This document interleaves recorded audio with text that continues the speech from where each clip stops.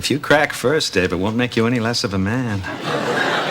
I'm nowhere near cracking. Neither am I, my friend. Dave. And Matthew, what is it now? For God's sake, no one's smoking, okay? But nothing!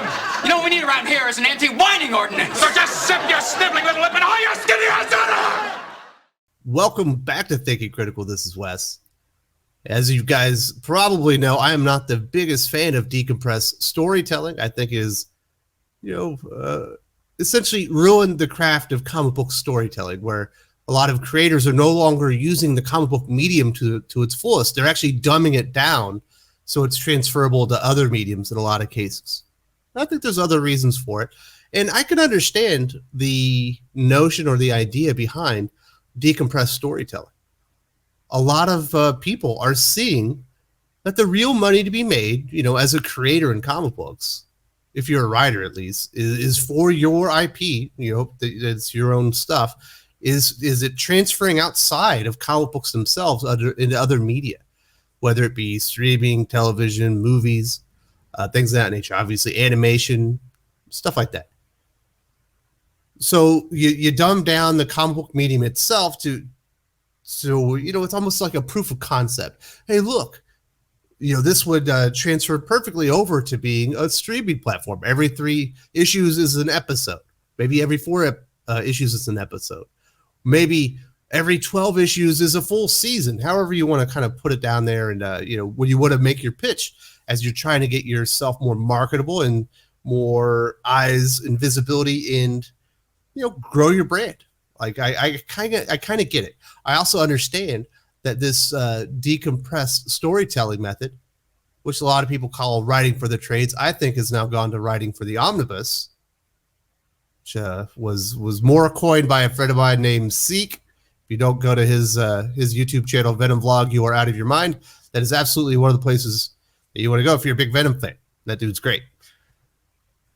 And I understand that, because if you go back and you try to collect a lot of the older comics in trade format, it can be kind of helter-skelter. Like within, a 4-issue story arc, it's like 4 stories within it, and it can be a little bit difficult. And there is no resolution to some of the major plot points that might be running behind the scenes of those A plot points that you're getting kind of in the old traditional style of comic book storytelling. So for collections, which have certainly become more and more important, I'm about to get to that because that's the main point of this video, it makes kind of sense to write kind of for the trades, to where every 4 issues, every 6 issues is an actual story, rather than doing it kind of classic style, like a Stan Lee or a Denny O'Neil or some of these really, really great writers that are out there.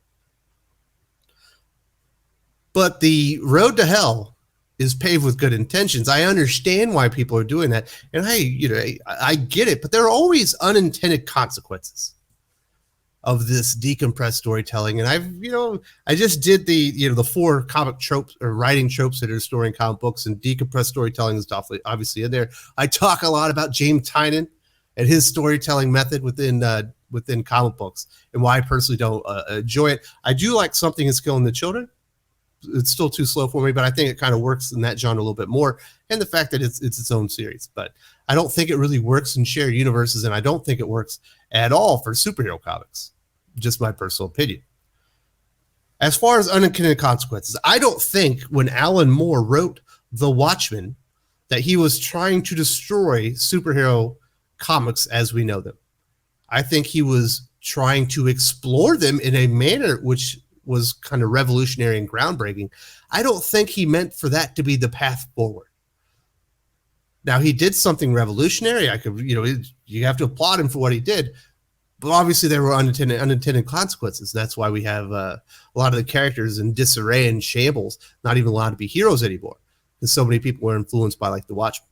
So what are a few of the unintended consequences of this decompressed storytelling, writing for the trades, writing for the omnibus, as I like to call it, is there are more and more people that don't feel it's necessary to go to their comic book shop every Tuesday if you're a DC fan, Wednesday if you're a fan of everything else, and make sure that they get the latest comic or a copy of whatever their favorite superhero, their favorite team book is. Because in a lot of cases, it's probably better to just wait for the trade. It's not like anything that important's really going to happen nowadays. If someone dies, they're going to come back. If there's an event that it's tied into, there's going to be no like big fallout status quo change because there's going to be another event following right down the chain in the same universe. So the reasons for people to make sure that they go in there every single Tuesday and Wednesday to check out their, to support their comic shop and get their titles is becoming less and less as people are allowed to trade weight, as the publishers kind of have watered down the meaning of things that are supposed to be special. I personally am an enormous fan and supporter of local comic shops. Unfortunately, where I'm from and on the island that I live on, there is no comic shop. And I just want to say to all the people out there that take their comic shops for granted, you have no idea how shitty it is to not have somewhere to go and talk to people about comic books or go out and check out and just see stuff on display. Maybe be like, I've never saw this story. This may be something that I want to, check out. Obviously, you can do a little bit digitally, but not everything's available on Comixology if you have the Unlimited app. Even on DC and Marvel, it's not. And there's just so many cool things that happen within a comic book shop. Not only do you get awesome comic books, you get you get really cool T-shirts. Likely to be some type of gaming room in there if you like tabletop gaming. I happen to like tabletop gaming. None of that is in my location for me, and it sucks. I don't get to talk about comic books ever with anybody unless I'm talking with you guys or one of my friends behind the scenes before we record something. Now there are, listen, if I message Persh and say, listen, I want to talk about comic books, but I want to record anything, he's going to say, yeah, I've got the time, or maybe I can't today because I'm busy. We'll talk tomorrow. Obviously I can talk about these things, when I'm not recording or when I'm not planning on recording, but it really sucks to not really have that community to where you're going to talk about the things that are really important to you. Comic books are really important to me. I can't talk about a lot of the stuff I read with the other comic book readers in my house because he's 6. You can't talk about what's going on in freaking Iron Man with the 6-year-old. Are you crazy? I'm not trying to traumatize him. So it really does suck that there's nowhere for me personally to go. And I'll tell you right now, when I go to Manila, it is planned around the comic shop, Comic Odyssey. They have, I think, they had 3 storefronts open there before the pandemic. I think they still have 3, maybe 4 now. But I planned it around there. I have my favorite storefront that they have in the mall that I like. And we get a hotel room close to it. And I talk to the owner and say, hey, this is the time that I want to be there, and I get to talk and, get to enjoy the community there. But obviously it's like 2 days and then you go back home and you don't get an experience anymore. I think comic shops are very important to the fabric of the community and what we have. And making the comics less important, less must read every Tuesday and Wednesday is eventually going to erode away one of the cool things that we have left in the fandom, in the hobby, in comic shops themselves. Now, I understand there is likely a time, possibly even when I'm still alive, where brick and mortar is all but dead permanently. You're not going to be grocery shopping in a store anymore. You're going to be grocery shopping, online. It'll be delivered to you. And I think that's the way a lot of things are. There's not going to be a Dairy Queen anymore. You're going to go to the Dairy Queen website. Maybe it'll 3D print it in your house and you'll have an ice cream or a peanut butter parfait or whatever. Or perhaps there'll be a Dairy Queen drone that drops off a dilly bar, at your front door because you won't have to go outside and go to the stores anymore. And I do think that's going to suck because as we can see with what's happening online with discourse, with social media and stuff, people not being face-to-face and interacting is really hurting our levels of empathy, the way that we're connecting with each other, the way that we're treating each other. And I think if all of us were to have the conversations that we're seeing online in our comic shops with each other, I think we would be all nicer. And I think the discourse would be better. It'd be more fun. When you're with somebody live, you see their facial reaction. You can see if you're offending them. Maybe you've hurt their feelings. Or if they think what you're saying is funny, you would go a little bit further, stuff like that. And one of the real tragedies as we are making comic books, less must read. Let's just wait for the trade. And that means that the comic shop is having to compete with the two enormous elephants in the room, which is probably soon to become one ginormous elephant in the room, and that would be Amazon or Walmart. We know that the growth within the comic industry is like exponential, and it's almost all driven by graphic novels. Who's the biggest seller of graphic novels in America? Amazon. It's not your local comic shop. You say, well, Wes, I see graphic novels in my comic shop. Anybody could go to their comic shop and support their LCS by getting the graphic novel there. Well, a lot of people that are buying graphic novels might not even be a part of the community. They just might be interested in the story, or maybe they're getting a gift or whatever. Plus, there are a lot of people that are in our community. They might not have the funds. They might be on a comic book budget. I imagine a lot of people of us are. In comic shops, they can't compete with Walmart or Amazon for the most part. Not on new trades and graphic novels and omnibuses. Because, if you go to Amazon or Walmart, it's like 15% right off the bat, off cover price, just because they can afford to do it because they sell in such mass quantities in comparison. And, when you look at periodics, they're, $4 or $5 a piece. The margins aren't really big. So there's no real incentive for Walmart or Amazon to dip their toes in those waters. Obviously, you can get those like 3 comics or $5 bundles at Walmart and stuff like that, but they're not really in the new comic book business as far as periodics. But when it comes to graphic novels, now we're talking about something that, a lot, a new DC or Marvel graphic novel is going to be like $17 to maybe $25. Now we're talking about a price point that makes dollars and cents for Walmart and Amazon, where they're able to undercut the competition, which they've done in every sector of business.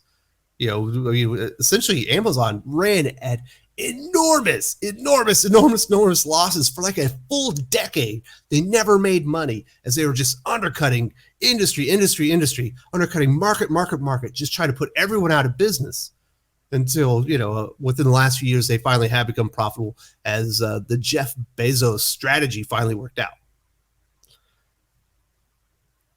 So in a world where your local comic shop has to go toe-to-toe with Walmart, and really Amazon is not a good world at all for your local comic shop. They're going to lose because they just can't compete with the prices based on the margins and whatnot.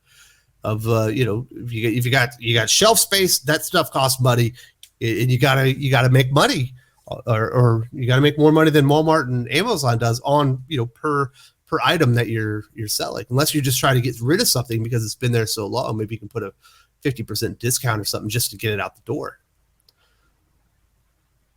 So I think a lot of comic creators, while likely they're trying to do themselves a favor, trying to do something or writing something, dumbing down the comic book medium, in my opinion, so it looks like it's more transferable, looks like it can transcend the medium, maybe easily go to streaming television and whatnot.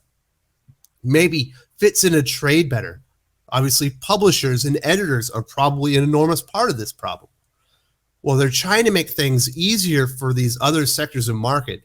They're really putting, in my opinion, the comic book retailer in a pretty vulnerable spot. And that's why you're seeing have a lot of retailers having to go out there and adjust market strategies, which every retailer is definitely going to have to do. You have to know your local market. You're going to have to know the trends, what's hot, what's not. How's the back issue market? Are ratio variants hot? Is this a market where store exclusive covers are going to be hot? How's our e-retail site doing? You need to be on top of all those things.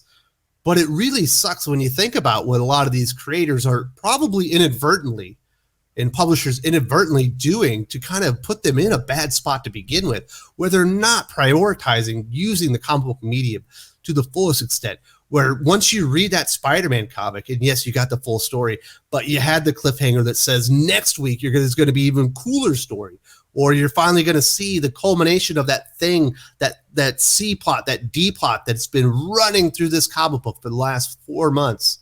You're finally going to get to visit that. And, you have that expectation, that excitement that you're like, I'm going to be here in 4 weeks because I know that's when that new comic book comes out and I have to read it because I've been excited about this for months. I don't think you get a lot of that feeling. I kind of had that feeling with House of X Powers of 10. It felt like it was kind of game breaking, but you don't really get that feeling with much in the comic book industry. And a lot of people are just doing the trade wave. And I think in the end, this is going to leave comic shops in a very, very bad place. And, it's always the second, third, fourth order effects, the things that you never even think about what you're doing, that a lot of times will have the longest impact, the longest term impacts on whatever it is that you're trying to change. I'm sure, Brian Michael Bendis, when he started writing really, really slow, extended plot lines, never thought the day where we would get to a point where people were writing 10-issue story arcs in a freaking action-based superhero comic, but we're here. And I don't know, what do you guys think? Do you think, inadvertently are creators and publishers, editors becoming like the worst enemy of local comic shops, where they're kind of setting them up to where, they're kind of exposed? Because I don't know about you, I have a weekly pull list and I do read comic books every single week. There are very few days where I'm like, oh my goodness, I've been waiting for this for a month. I can't believe it finally dropped again. And I think a lot of people are like, a lot of these comics nowadays, I'm like, this would read better as a trade. You could almost let the comic books themselves just stack up. You know what I mean? You're like, do I need to read this Green Lantern comic? No, I can let it sit there for another 3 issues. And then finally, I can actually read a story. And I think that's, killing the buzz. It's changing the industry, and I think it's changing it for worse. And unfortunately, I do think, it's making local comic shops work a lot harder, and it's making them become, more rare. We definitely have lost comic shops all over the world, and I think that's too bad, because we need that place where we can all go and we can hang out and we can share our comic culture and our hobby and build up our community, rather than sitting on social media arguing with each other as we wait for our, one-day Amazon shipment with the graphic novel that we decided to buy. I don't know. That's just my thought. It's just something that was popping in my head. What do you guys think? Is there anything to what I just said? I think it sounds smart, kind of, maybe. If you enjoyed this video, please give it a like. I would appreciate it very much. It helps us attract more views for the channel. Subscribe for future commentary, comic book news, and reviews. And don't forget to ring the bell for notifications. If you want to talk comics, movies, and much, much more, you can follow me on Twitter at Wes_from_TC. With that, Salamat Po, and I'm out.